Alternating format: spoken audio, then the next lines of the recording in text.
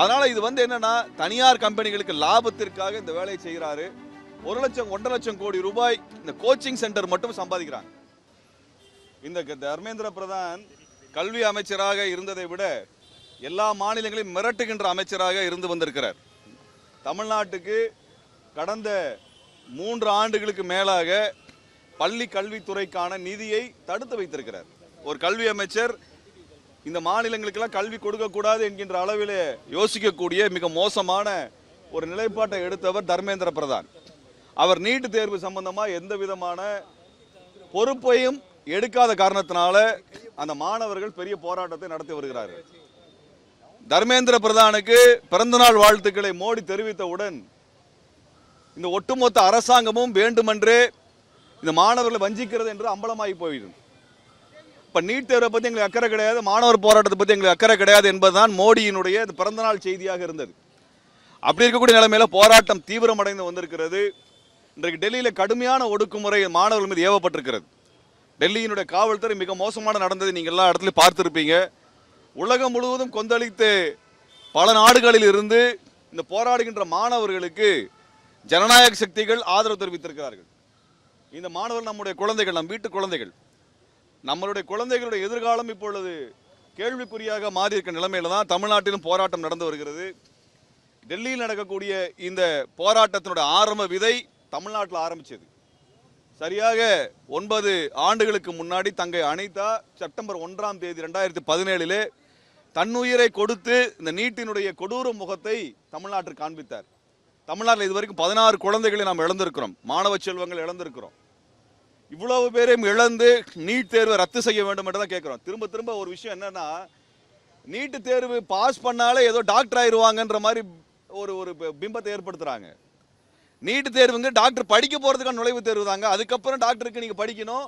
அதுல நீங்க செமஸ்டர்ல பாஸ் பண்ணாதான் டாக்டர் ஆக முடியும் 5 வருஷம் படிச்சு. நீட் தேர்வு எழுதினாலே ஏதோ டாக்டர் ஆயிடுவாங்கிற மாதிரி பிஜேபி காரங்கெல்லாம் தரமான மருத்துவர் உருவாக்குவதற்கு நீட் தேவைன்னு பேசுறாங்க. நீட் தேர்வு எழுதினா நீங்க டாக்டர் சர்டிஃபிகேட் கொடுத்துருவீங்களா சார்? நான் பிஜேபி காரங்களை பார்த்து கேட்கிறேன். நீட் தேர்வுங்கிறது ஒரு நுழைவுத் தேர்வு. ஒரு கல்லூரியில் படிக்க போறது நுழைவுத் தேர்வு. 12ஆவது கிளாஸ் பிள்ளைங்களுக்கு என்ன தெரியுமோ அதுல நீங்க பரீட்சை வச்சு நுழைவுத் தேர்வுக்கான ஒரு அனுமதி தர்றீங்க, படிக்கிறதுக்கான அனுமதி தர்றீங்க. அவ்வளவுதான் விஷயம். ஏதோ இங்க நீட் தேர்வுங்கிறது உலக தரம் வாய்ந்த தேர்வு, அது படிச்சாலே மருத்துவர் சிறந்த மருத்துவர் ஆயிடுவாங்கன்ற ஒரு கட்டமைப்பு, ஒரு பிம்பத்தை உருவாக்கிட்டே இருக்கிறாங்க. இல்லைங்க, நீட் தேர்வுங்கிறது டாக்டர் படிக்க போறதுக்கான நுழைவுத் தேர்வு தான். அதுக்கப்புறம் தான் நீங்க டாக்டருக்கே படிக்கணும், 5 வருஷம் படிக்கணும். எல்லா பாடத்தையும் முறையா படிச்சு இப்ப என்ன சிலபஸ் இருக்கோ, நீட் தேர்வுக்கு முன்னாடி என்ன சிலபஸ் இருந்தோ அதே சிலபஸ் தான் படிக்க போறாங்க, அதே மாதிரி தான் பரீட்சை எழுத போறாங்க. அதனால இது என்னன்னா தனியார் கம்பெனிகளுக்கு லாபத்திற்காக இந்த வேலையை செய்கிறாரு. 1 லட்சம் 1.5 லட்சம் கோடி ரூபாய் இந்த கோச்சிங் சென்டர் மட்டும் சம்பாதிக்கிறாங்க. நீங்க சென்னையில் பார்த்தீங்கன்னா 4 மாடி கட்டிடம் 6 மாடி கட்டிடமாக கோச்சிங் சென்டர் வைக்கிறாங்க. இந்த பணமெல்லாம் எங்கேருந்து வருகிறது? உங்க வீட்டிலிருந்து எங்க வீட்டிலிருந்து வரக்கூடிய மாணவர்கள் இந்த நீட்டுக்காக படிப்பதற்கு இவ்வளவு செலவு பண்ண வேண்டியிருக்கு. அப்ப இப்படிப்பட்ட இடத்துல தான் நீட்டு ரத்து செய்யணும்னு எல்லாருமே போராட்டம் நடத்துறோம். தமிழ்நாட்டில் போராட்டம் தீவிரம் அடைந்து இருக்கிறது.